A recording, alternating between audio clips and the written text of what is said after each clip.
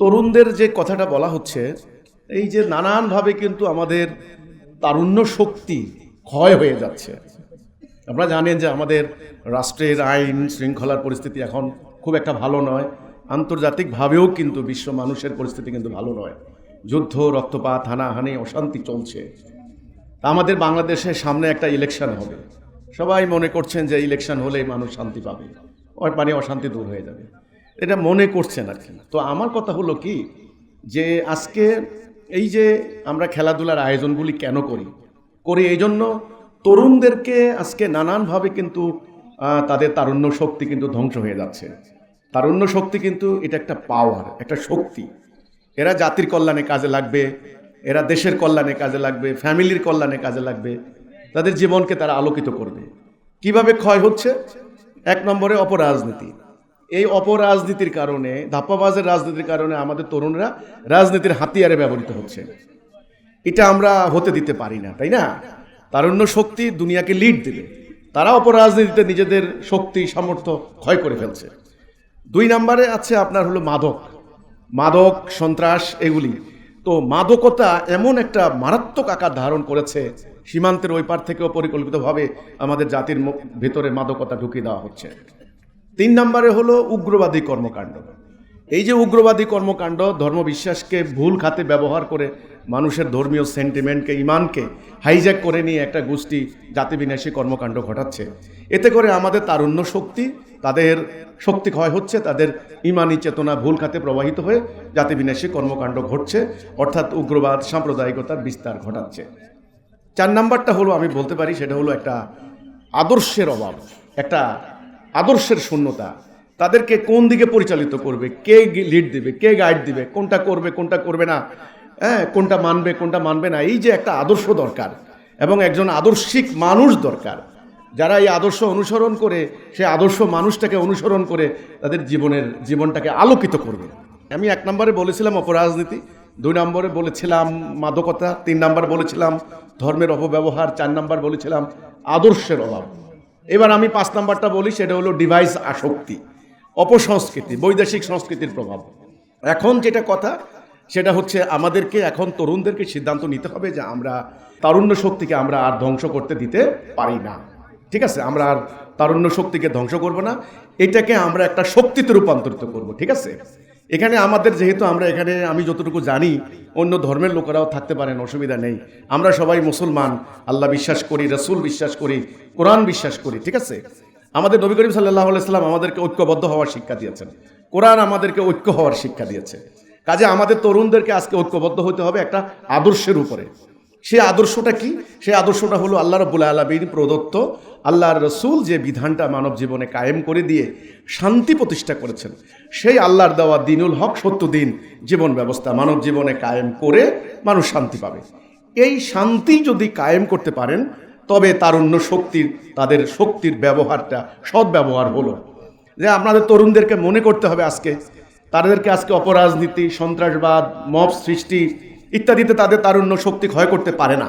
ঠিক আছে, যেমন ধরেন তিনি যদি জানেন যে মানুষ আল্লাহর খলিফা, আল্লাহর প্রতিনিধি, আমি দুনিয়াতে, আল্লাহ আমাদেরকে খেলাফত করার জন্য তৈরি করেছেন, কাজে আমার দায়িত্ব হচ্ছে দুনিয়াতে আল্লাহর খেলাফত করা, আল্লাহর প্রতিনিধিত্ব করা। তো আমি যদি আল্লাহর প্রতিনিধিত্ব করি, তাহলে শয়তানের প্রতিনিধিত্ব বাদ দিতে হবে, শয়তানের আনুগত্য বাদ দিতে হবে, ইবলিসের আনুগত্য বাদ দিতে হবে। ইবলিস আমাদের মধ্যে অশান্তি চায়, আদম সন্তানের মধ্যে হানাহানি চায়, ভাইয়ে ভাইয়ে মারামারি চায়। আল্লাহ চান যে আদম সন্তান যেন তার খেলাফত করে, শান্তি পায়। তো তাহলে এক নম্বরে যদি আমরা এই কথাটা বুঝি যে আমি আমার জীবনটাকে আমি অনর্থক নষ্ট করব না। আমাদের তরুণরা কিন্তু আমি দেখেছি সারাদিন মোবাইল ডিভাইস আসক্তির মধ্যে পড়ে থাকে, সারাদিন অনর্থক অহেতুক কর্মকাণ্ডে লিপ্ত থাকে। অথচ আল্লাহ রাব্বুল আলামিন আমাদেরকে কি সুন্দর একটা জীবন বিধান দিয়েছেন। 5 ওয়াক্ত নামাজের যেমন বিধান দিয়েছেন, তেমনি যখন আপনি নামাজের চিন্তা করবেন, তখন আসরের নামাজ, জোহরের নামাজ, মাগরিবের নামাজ, এশার নামাজ, আপনাকে ফজরের নামাজ, আপনাকে ওযু করতে হয়, পরিষ্কার পরিচ্ছন্ন থাকতে হয়, একটা ডিসিপ্লিন ভাবে চলতে হয়। তাহলে আমাদের জীবনটা কিন্তু ডিসিপ্লিনের জীবন, বিশৃঙ্খল জীবন না। আল্লাহ কোরআনে কিন্তু সুদ যেমন হারাম করেছেন, মাদকও হারাম করেছেন। অথচ আমাদের তরুণরা কিন্তু সমানে মাদক খেয়ে জীবনটাকে ধ্বংস করে দিচ্ছেন। আমাদের পুলিশ ডিপার্টমেন্ট, আমাদের র্যাব, আমাদের আইন শৃঙ্খলা বাহিনী, বিশেষ করে সীমান্তরক্ষী বাহিনী, তারা মাদক নির্মূলের জন্য কত অভিযান চালাচ্ছে। সরকারের হাজার হাজার কোটি টাকা খরচ হচ্ছে, কিন্তু মাদক সন্ত্রাস কি বাড়ছে না কমছে? বাড়ছে। কিন্তু কোরআনে কি আল্লাহ বলেনি যে মাদক হারাম? তাহলে আমরা মাদকটা কেন নিব? মাদক তো আমাকে জীবন শেষ করে দেয়। সেজন্য আমি বলি, আমরা যদি সত্যিকার অর্থে একটা আদর্শ অনুসরণ করতে পারি, একটা আদর্শ, কোন আদর্শ? নবী করিম সাল্লাল্লাহু আলাইহি সাল্লাম যে আদর্শটা দিয়েছেন সেই আদর্শ। এখন সেই আদর্শটা যদি অনুসরণ করতে হয়, তাহলে আমাদেরকে একটা কর্মসূচিতে জীবন পরিচালিত করতে হবে, উল্টাপাল্টা জীবন পরিচালিত করলে হবে না। 1 নম্বর কর্মসূচি হলো আমাদেরকে ঐক্যবদ্ধ হইতে হবে। পুরো আমাদের এখানে 10 বাপের 10 সন্তান, আমরা একটা সমাজ, একটা সোসাইটি, এখানে আমরা থাকবো ঐক্য। কোরআনে কি আল্লাহ বলেননি মোমেন ভাই ভাই? তাহলে তো আমরা ভাই, এক ভাই তো আরেক ভাইয়ের ক্ষতি করতে পারে না, এক ভাই আরেক ভাইয়ের নারীর ইজ্জত লুণ্ঠন করতে পারে না, এক ভাইকে আরেক ভাই ব্যবসা বাণিজ্য ক্ষতি করতে পারে না। এটা হলো আমার কথা। তাহলে 1 নম্বরে আমরা থাকবো কি? ঐক্যবদ্ধ। সমাজটাকে করব ঐক্যবদ্ধ। কেন ঐক্যবদ্ধ? ঐক্যবদ্ধ করব এই জন্য আমরা অন্যায় দূর করে ন্যায় স্থাপন করব, এই হচ্ছে কথা। 2 নম্বরে ডিসিপ্লিন, 3 নম্বরে আনুগত্য করতে হবে। আজকে তো মুরব্বীদের কথা কেউ শুনে না। আগে আমাদের তরুণরা দেখা যাচ্ছে মুরব্বীদের সামনে আপনার সম্মান, ইজ্জত, ভক্তি করতেন। হাটে বাজারে দেখলেও মানে তরুণদেরকে মুরব্বীরা শাসন করতেন। এখন কিন্তু কেউ কাউকে কিছু বলে না, বললে মনে করে আমাকে আবার অমান্য করবে, অশ্রদ্ধা করবে, অসম্মান করবে। এই যে তারুণ্যের অধপতন ঘটেছে, সম্মান ভক্তি কোথায় চলে গিয়েছে? আপনি বিশ্ববিদ্যালয় শিক্ষকদেরকে গতকালকে দেখলাম পিটিয়ে গলায় রশি দিয়ে তাড়িয়ে দেওয়া হচ্ছে, কলেজের শিক্ষকদেরকে অসম্মান করা হচ্ছে, মাদ্রাসার প্রিন্সিপালকে অসম্মান করা হচ্ছে, হ্যাঁ, নেতা কর্মী, আসলে পুলিশ, আর্মি, আমি তো কারো সম্মান দেখছি না। এই যে সমাজের মধ্যে এই যে অরাজকতা চললো, এইটা থেকে বাঁচতে হলে আমাদেরকে আদর্শের উপরে ঐক্যবদ্ধ হতে হবে। কোন আদর্শ? আমি মুসলিম, ইসলাম আমার আদর্শ, দিন আমার আল্লাহর দিন, ইন্নাদ দীন ইনদাল্লাহিল ইসলাম, ইসলাম আমার দিন, এটা আল্লাহ প্রেসক্রাইব করেছেন। আলিয়ামু আকমালতু লাকুম দীনাকুম, তোমাদের জন্য দিনকে আমি কামেল করে দিলাম। আমি যেহেতু মুসলিম, আমি যেহেতু আল্লাহকে বিশ্বাস করি, কোরআনকে বিশ্বাস করি, আল্লাহর দিন প্রতিষ্ঠার কথা বলি, আমি যেখানেই যাই। এখন খেলাধুলা, এখানে খেলোয়াড়দের সামনে আমাকে কথা বলতে দেওয়া হয়েছে, ওরা একটু পরে পুরস্কার নিবে, ওদের আগ্রহে অপেক্ষা করছে। আমি মনে করি আমি সুযোগ পেয়েছি, এখানে খেলোয়াড়দের উদ্দেশ্যে কিছু অনেক আত্মীয় স্বজন এসেছেন খেলা দেখতে, তাদের উদ্দেশ্য আমার একই কথা। আল্লাহ কোরআনে বলেছেন ওমান আহসানু কাওলাম মিম্মান দাআ ইলাল্লাহ, তার কথা থেকে কার কথা উত্তম হতে পারে যে মানুষকে আল্লাহর দিকে ডাকে। তাহলে আমি আল্লাহর দিকে ডাকবো, আমি শয়তানের দিকে ডাকবো না। আমার সামনে রাস্তা কিন্তু দুইটা, আল্লাহর রাস্তা, শয়তানের রাস্তা। হেদায়া দালালা, এটা হলো মোমেন, এটা হলো কাফের। আমি আমার জীবন সম্পদ দিয়ে আমি আল্লাহর রাস্তায় মানুষদেরকে ডাক দিয়ে যাব। তো আমার কথা হলো তরুণরা, আপনারা একটা কর্মসূচি অনুসরণ করতে হবে। 1 নম্বর ঐক্যবদ্ধ হতে হবে, 2 নম্বর ডিসিপ্লিন, 3 নম্বর আনুগত্য করতে হবে। একজনের আনুগত্য করতে হবে। আনুগত্য না করলে আপনি শান্তি আনতে পারবেন না।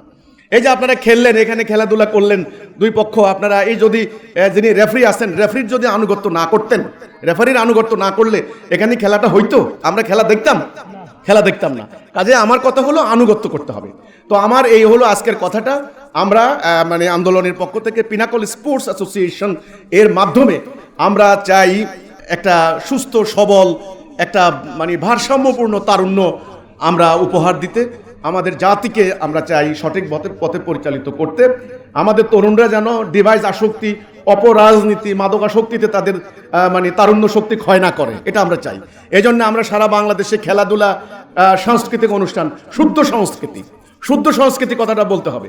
এখন তো অশ্লীল সংস্কৃতি, বৈদেশিক সংস্কৃতি, যেটা আমাদের ধর্মের সঙ্গে মিল নাই, কন্ট্রাডিকশন করে, যেটা আমাদের মানে চিরায়ত বাংলার মানে সাহিত্য সংস্কৃতির সাথে কন্ট্রাডিকশন করে।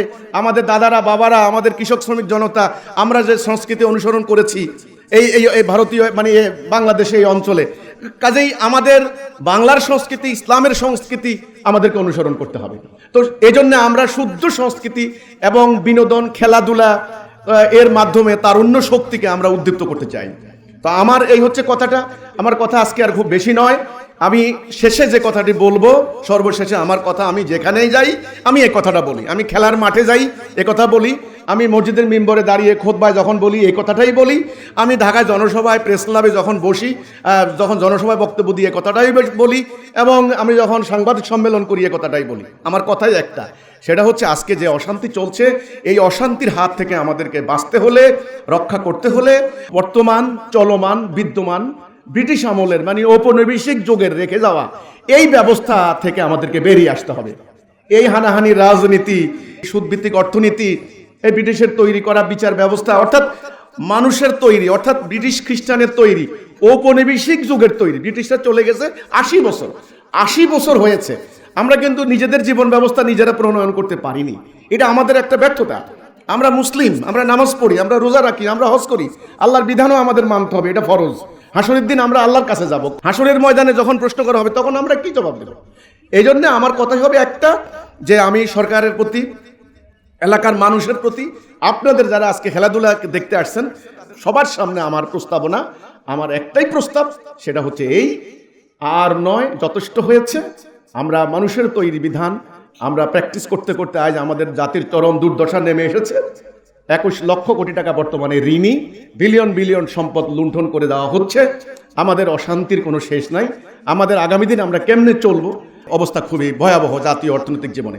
সেজন্য এখান থেকে বাঁচতে হলে আমাদেরকে আজকে একটা কথার মধ্যে আসতে হবে, সেটা হলো এই চলমান বিদ্যমান মানুষের তৈরি করা এই ব্যবস্থা, এই সিস্টেম থেকে আমরা বেরিয়ে এসে আমরা আল্লাহ দেওয়া ব্যবস্থা কায়েম করি।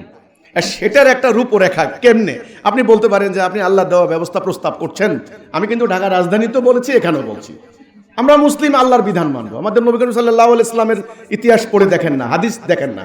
আমি তো মিথ্যা কথা বলি না। নবী যখন মক্কায় ওই সমাজে অশান্তি ছিল, হানাহানি ছিল, মারামারি ছিল, আজকের আমাদের সমাজের মতো, নবী এসে আল্লাহর বিধানটা যখন, আল্লাহর হুকুম যখন কায়েম করলেন, সেখানে শান্তি প্রতিষ্ঠা হলো। তাহলে আজকে শান্তি হবে না কেন? আমরা তো মানুষ, তারাও তো মানুষ ছিল, তাই না?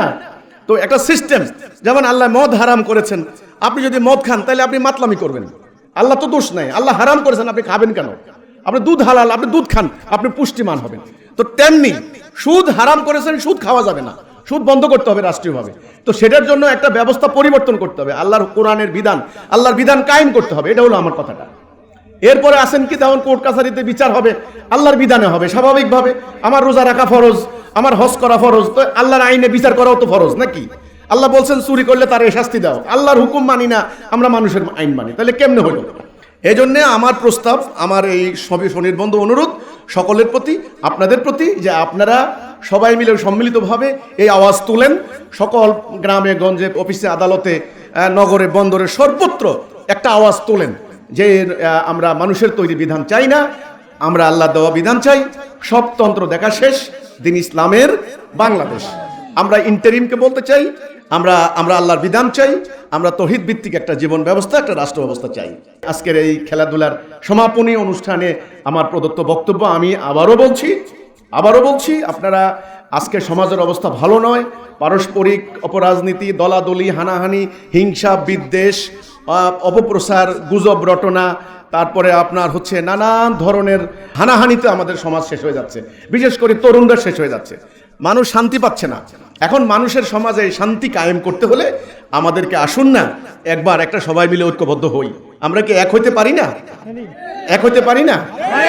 আমরা আল্লাহর বিধানের উপরে সবাই মিলে এক হই। আমাদের কলেমা একটা, কলেমা তাওহীদ, লা ইলাহা ইল্লাল্লাহ মুহাম্মাদুর রাসূলুল্লাহ। আমি ভাই যেখানে যাই কিন্তু আমি এই কথাটা বলি ভাই, ওই কোরআনের আয়াত, ওমান আহসানু কাওলাম মিম্মান দাআ ইলাল্লাহ, তার কথা থেকে কার কথা উত্তম হতে পারে যে মানুষদেরকে আল্লাহর দিকে ডাকে? তা আমি খেলার অনুষ্ঠানেও আল্লাহর দিকে ডাকি, আমি সেমিনারেও আল্লাহর দিকে ডাকি, আমি বাজারে গেলেও আল্লাহর কথা বলি, কারণ আমি চলে যাব আল্লাহর কাছে।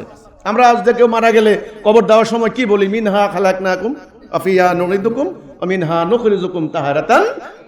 ওখান থেকে আমাকে বানানো হয়েছে, আমি ওখানে যাব, আবার ওখান থেকে আল্লাহ আমাকে উত্থান করাবেন। হাসরের দিন আমার আমলনামা যেন ডাইন হাতে পাই, আমি যেন হাসরের দিন আমার নবী করিম সাল্লাল্লাহু আলাইহি সাল্লামের উম্মত হিসেবে দাঁড়াতে পারি, একটা গুনাহগার আদনা উম্মত। এটাই আমার জীবনের উদ্দেশ্য। তো এই হচ্ছে কথা। আমার তরুণদের প্রতি আমার কথা থাকবে, তোমরা খেলাধুলা করো কিন্তু শত্রুতা করবে না। শত্রুতা ইবলিসের একটা ষড়যন্ত্র, শত্রুতা করবে না। তোমরা খেলাধুলা করো, তোমরা 10 ভাবের 10 সন্তান, 10 মায়ের 10 সন্তান যখন একটা জায়গায় আসো, মনে রাখবে এটা তোমার শরীর গঠন হবে, তোমার স্বাস্থ্য মানে সুঠাম করবে, তোমার মনটাকে স্থির করবে এবং তোমার আত্মাকে পরিশুদ্ধ করবে। খেলাধুলা হারাম হবে তখন হারাম হবে যদি খেলাধুলার মধ্যে জুয়া হয়, তারপরের দিকে হলো অপসংস্কৃতি হয়, অবৈধ অর্থের লেনদেন চলে, এরপরে শত্রুতা হয়, খেলতে গিয়ে মারামারি, খুনাখুনি। এটা যদি করো তাহলে এটা কিন্তু ইবলিসের কাজ হবে, এটা কিন্তু হারাম হবে, স্ট্রিক্টলি প্রহিবিটেড হবে। এটা কোরআনে আল্লাহ এটাই বলেছেন, ফিতনা ফাসাদ করবে না। তাহলে খেলা কিন্তু অবৈধ তখনই হবে ওই খেলার কারণে যদি হানাহানি হয়, মারামারি হয়, তাহলে এই খেলার দরকার নেই। আর খেলার মাধ্যমে যদি ধরো ভ্রাতৃত্ব হয়, ঐক্য হয়, আপনার 10 মায়ের 10 সন্তান একত্রিত হয়েছ, তোমরা তোমাদের মধ্যে নেতৃত্বের গুণাবলী সৃষ্টি হবে, সাহস সঞ্চার হবে, তোমাদের মধ্যে ঐক্য চেতনা সৃষ্টি হবে, তাহলে আগামী দিন তোমরা জাতিকে লিড দেবে ইনশাআল্লাহ। এটা হলো আমার কথাটা। আর একটা কথা হলো, খেলার নিয়ম কানুন মানতে হবে। প্রত্যেকটা জিনিসের একটা ইথিক্স আছে, ধর্ম আছে, খেলারও একটা নীতি আছে, নীতি। খেলার যদি নীতি ভঙ্গ করো তাহলে কিন্তু তুমি খেলোয়াড় থাকবে না, তুমি আসলে একটা মানে সন্ত্রাসী, সোজা কথা। তোমার দ্বারা অন্যের ক্ষতি হবে। এই জন্য প্রত্যেকটা কাজেরই একটা নীতি আছে, ইথিক্স আছে। আমরা যেন নীতি নৈতিকতা না ভাঙি। আর এখানে যারা উপস্থিত আছেন, আমি আপনাদেরকে স্বনির্বন্ধ অনুরোধ করছি, সর্বশেষ আমার কথা, দেখেন আমাকে নিয়ে তো নানান অপপ্রচার গুজব করে, অনেক মিথ্যাচার করে, যেটা আমি বলি নাই এমন কথা মিথ্যা রটনা করে সাধারণ মানুষের ভিতরে আমার সম্পর্কে একটা নেগেটিভ ধারণা সৃষ্টি করে দিচ্ছে। আমি আপনাদেরকে অনুরোধ করব, আজকে যারা খেলাধুলা দেখতে আসছেন, আপনারা স্বনির্বন্ধভাবে আল্লাহর কাছে দোয়া করেন, আল্লাহর কাছে কায় মনোবাক্যে প্রার্থনা করেন যে আল্লাহ তুমি আমাদের জাতিটাকে রক্ষা করো আল্লাহ। এটা আল্লাহর কাছে দোয়া করেন। বিশ্বের পরিস্থিতি কিন্তু ভালো নয়, দেশের পরিস্থিতিও কিন্তু ভালো নয়, ঠিক আছে? যত একদিন যাচ্ছে তত অশান্তি হয়ে যাচ্ছে, যত একদিন যাচ্ছে আমাদের এই সমাজটা শেষ হয়ে যাচ্ছে। আগে উত্তর পাড়া, দক্ষিণ পাড়া, মধ্যপাড়া, আমাদের পশ্চিম পাড়া, আমাদের স্বার্থ, ভ্রাতৃত্ব, ঐক্য, শৃঙ্খলা, আমরা ময়মুরব্বীদেরকে মানতাম, গুরুজনকে সম্মান করতাম, ওস্তাদ, মাদ্রাসার ওস্তাদদেরকে আমরা সম্মান করতাম। আজকে দেখেন সেখানে মান, সম্মান, ইজ্জত নাই, কেউ কথা বলে না ভয়ে। হঠাৎ করে গিয়ে বাজার লুটপাট করা হচ্ছে, চুরি করা হচ্ছে, ডাকাতি করা হচ্ছে। পরিস্থিতি কিন্তু ভালো নয়। আর যারা রাজনীতি করছেন দেশটাকে লুটপাট করে বিদেশে পাচার করে দিচ্ছেন, এরপরে হানাহানি করে জাতিটাকে ধ্বংস করে দিচ্ছেন। তো আপনারা আল্লাহর কাছে খাস করে কায় মনোবাক্য দোয়া করেন, প্রার্থনা করেন যে আল্লাহ আমাদেরকে রক্ষা করো আল্লাহ। রব্বানা আতেনা ফিদ দুনিয়া হাসানাতাও ওয়া ফিল আখিরাতি হাসানাতাও ওয়া কিনা আযাবান্নার। আল্লাহ আমাদেরকে দুনিয়ার জীবনটাকে সুন্দর করে দাও আল্লাহ, এবং পরকালের জীবনটাও আল্লাহ তুমি সুন্দর করে দাও। আপনারা আল্লাহর কাছে দোয়া করেন আর চেষ্টা করেন যেন কোনোভাবেই এই সমাজে একটা আদর্শ প্রতিষ্ঠা করা যায় কিনা চেষ্টা করেন, কোনোভাবেই যেন এখানে অন্যায়, অবিচার, অশান্তি না হয়, এই চেষ্টাটা করেন। আমি আপনাদেরকে অনুরোধ করব। আর যারা তরুণরা আছো, আমি তোমাদেরকে আবারও বলছি, আবারও মেনশন করছি, তোমরা আজকে আমার সাথে অঙ্গীকার করবা তোমাদের যৌবনকে, তোমাদের জীবনী শক্তি, যৌবন মোস্ট ইম্পর্টেন্ট, কিন্তু মনে রেখো একটা হাদিসে আমি পাইছি, হাসরের দিন ওই যুবককে আল্লাহ তার আরশের ছায়ায় স্থান দিবেন যেদিন কিয়ামতের দিন মানুষ কঠিন মানে ভয়ঙ্কর আযাবের মধ্যে পড়বে। এমনও আছে ঘামের মধ্যে মানুষ হাবুডুবু খাবে, ছায়া নাই। ওই অবস্থায় যেই সমস্ত আল্লাহর বান্দাদেরকে আল্লাহ তার আরশের ছায়ায় স্থান দিবেন, তার মধ্যে ওই যুবক যে তার যৌবনকালকে হেফাজত করেছে। তো আমি বলছি, তোমরা যুবকরা, তোমরা যারা আসো আজকে এই খেলাধুলা দেখতেছো, আনন্দ করছো, মনে রাখো তোমাদের আনন্দটা কিন্তু ক্ষণস্থায়ী। তোমাদের জীবনের একটা উদ্দেশ্য আছে ভাইরা আমার, এই উদ্দেশ্য হলো আল্লাহর খেলাফত করা, আল্লাহর বিধান মানা, আল্লাহর হুকুম কায়েম করা। তোমরা যদি এই অঙ্গীকার পূরণ করতে পারো, আল্লাহ তোমাদের সমাজে শান্তি এনে দেবেন। আমাদের নবী করিম সাল্লাল্লাহু আলাইহি সাল্লাম একদিন যুবক ছিলেন, ওনার সাহাবীরা হযরত আলী, হযরত আবু বকর, হযরত ওমর, হযরত খালিদ ইবনে ওয়ালিদ, ওনারাও যুবক ছিলেন। এই মানুষগুলির যৌবনকাল অতিবাহিত করেছেন কোন পথে? দেখো, হযরত আলীর 10 বছর বয়সে উনি ঈমান আনছেন, এরপর থেকে সংগ্রাম করতে করতে আল্লাহর দ্বীনের পথে তিনি সংগ্রাম করেছেন। ওনাদের সংগ্রামের বিনিময়ে সমাজে শান্তি প্রতিষ্ঠা হয়েছে। কাজে আজকে তরুণরা তোমরা কি করছো? আমি দেখি তোমরা চা দোকানে বসে আড্ডা দিচ্ছ, তোমরা অশ্লীল কথাবার্তা বলছো। দেখো, কোরআনে আল্লাহ বলছে অশ্লীল কথাবার্তা বলো না, টুইস্ট করে কথা বলো না, মিথ্যা কথা বলো না। মিথ্যা বলা কিন্তু লানত পড়বে, লানাতাল্লাহি আলাল কাযিবিন, মিথ্যাবাদীদের উপর লানত পড়বে। তা আমাদের তরুণরা আজকে ফেসবুক একটা পাইছে, এই ফেসবুক সোশ্যাল মিডিয়া এটার নাম দিয়েছে, এটা ধ্বংস করে দিয়েছে। এই মানে গালাগালি, অশ্লীল, অশ্রাব্য এমন কন্টেন্ট নিজেরা বানায় দেখে, এগুলাতে ভাই আমাদের আত্মা ধ্বংস হয়ে যাচ্ছে। মদ খেলে যেমন আমার আত্মা কলুষিত হয়ে যায়, তেমনি অশ্লীল ভিডিও দেখলে, অশ্লীল জীবন আচরণে অভ্যস্ত হলে আমাদের জীবনটা কিন্তু সেদিকে যাচ্ছে। আমি তো চেষ্টা করতে পারি, আমার যৌবনকাল আমি কিন্তু ইসলামী আন্দোলন করতে করতে কাটিয়েছি। আমার যৌবনকাল আমি আল্লাহর কোরআন স্টাডি করতে করতে কাটিয়েছি। আমার যৌবনকাল আমি আল্লাহর রহম অন্য কোথাও নষ্ট করি নাই। আজ আমি আমার এই বয়সে এসে আমি আমার নিজেকে ঠিক করেছি, আমাকে আল্লাহ যতদিন হায়াত দিছেন ততদিন আমি আল্লাহর কোরআনের কথা, আল্লাহর বিধানের কথা, আল্লাহর হুকুমের কথা বলে যাব। আল্লাহ, আমার মৃত্যু আল্লাহর হাতে, আমার হায়াতও আল্লাহর হাতে। আমি আপনাদেরকে স্বনির্বন্ধ অনুরোধ করব, আমাদের তারুণ্য শক্তিকে রক্ষা করেন, আমাদের তরুণদেরকে বাঁচান এই অপরাজনীতির হাত থেকে, তাদেরকে একটা আদর্শ দেন। সেই আদর্শ আল্লাহর দ্বীনের আদর্শ, নবী করিম সাল্লাল্লাহু আলাইহি সাল্লাম যে আদর্শ নিয়ে এসেছেন, আমরা সেটা পাইছি না? পাইছি, আলহামদুলিল্লাহ। এই হচ্ছে কথাটা। তো আজকের এই খেলায় আমি সমাপনী বক্তব্যে শুধু এইটুকু বলতে চাই, আমাদের খেলাধুলা হবে বিনোদনমূলক। আমাদের খেলাধুলাগুলি যেন আমাদের ঐক্য, ভ্রাতৃত্ব, শৃঙ্খলা শিখায়, গতিময়তা শিখায়, প্রাণবন্ততা শিখায়। খেলাধুলা যেন আমাদেরকে দম বৃদ্ধি করা শিখায়। খেলাধুলা যেন আমরা মায়ের 10 সন্তান ঐক্য ভ্রাতৃত্ব শিখি। এই খেলাধুলা যেন অপরাজনীতির হাতিয়ার না হয়, খেলাধুলা যেন শত্রুতা না বাড়ায়, খেলাধুলার মাঠে যেন কোনো ধরনের গুজব, কোনো ধরনের চাঁদাবাজি, মাদকতা যেন সৃষ্টি না হয়। আমি আপনাদের কাছে সে অনুরোধ করছি। আর একটা কথা বলতে চাইব, সেটা হচ্ছে তরুণরা আপনারা নিজেদেরকে প্রস্তুত করেন ইনশাল্লাহ জ্ঞানে, বিজ্ঞানে, সামরিক শক্তিতে, নতুন নতুন বৈজ্ঞানিক প্রযুক্তিতে, ঐক্যে, শৃঙ্খলায়, আদর্শে, শিক্ষা দীক্ষায়, হ্যাঁ, মানবতায় আমরা ইনশাল্লাহ দুনিয়াকে লিড দেব, তাই না? মুসলমান আমরা মুসলিম আত্মসমর্পণকারী, আল্লাহর বিধানের আত্মসমর্পণকারী। আমরা ঈমান এনেছি আল্লাহর প্রতি, তাহলে আমাদের ভিতরে আল্লাহর উপস্থিতি আছে, আল্লাহর নূর, আল্লাহর ঈমানের আলো আছে। আমরা কেন মিথ্যা কথা বলবো? আমরা দুনিয়ার মানুষকে বলবো যে মুসলমান সভ্য জাতি। তাহলে সভ্যতায়, জ্ঞানে, বিজ্ঞানে, আপনার হলো নতুন নতুন বৈজ্ঞানিক প্রযুক্তিতে আমরা আগামী দিন দুনিয়াকে লিড দিতে পারি না? আমাদের দেখেন তরুণী, প্রায় 1.5 কোটি তরুণী বিদেশে চাকরি করে। আহারে, তাদের কষ্টের টাকা আমাদের দেশে পাঠাচ্ছেন, বৈদেশিক রেমিটেন্স, আমরা বলি মানে রেমিটেন্স যোদ্ধা। সেই টাকাগুলি তারা আপনার একটা গোষ্ঠী নষ্ট করে দিচ্ছে। কাজে আমি তরুণদেরকে বলবো, তোমরা আগামী দিনের জন্য প্রস্তুতি গ্রহণ করো, আগামী দিন তোমার জাতিকে রক্ষার জন্য তোমার নিজেকে তৈরি করো। আবার রিপিট করছি, নিজের মনকে সুস্থ রাখতে হবে, নিজের শরীরকে খেলাধুলার মাধ্যমে সুঠাম, রোগমুক্ত, সুস্থ রাখতে হবে, এবং নিজের আত্মাকে পবিত্র রাখতে হবে। আত্মার ভিতরে যদি আপনার হিংসা থাকে, অহংকার থাকে, গীবত থাকে, তাহলে আপনাকে দ্বারা জাতির কোনো কল্যাণ হবে না। তাহলে আত্মা, মন এবং দেহ, এই 3টা মিলিয়ে আপনারা নিজেকে তৈরি করেন, ঠিক আছে? তো আমি চাই শুদ্ধ সংস্কৃতি হোক, সুস্থ বিনোদন হোক, আমরা আল্লাহর বিধানের উপরে জাতিটাকে পরিচালিত করি। আল্লাহ আপনাদেরকে সুস্থ রাখুক। ক্রীড়া অঙ্গনে, সাংস্কৃতিক অঙ্গনে, খেলাধুলায়, সকল ক্ষেত্রে আমরা যেন অগ্রণী ভূমিকা রাখতে পারি।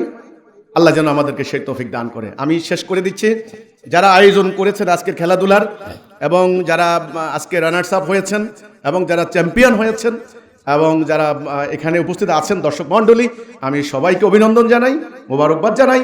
আল্লাহ হাফেজ, সালামু আলাইকুম রহমতুল্লাহি ওয়া বারাকাতুহু।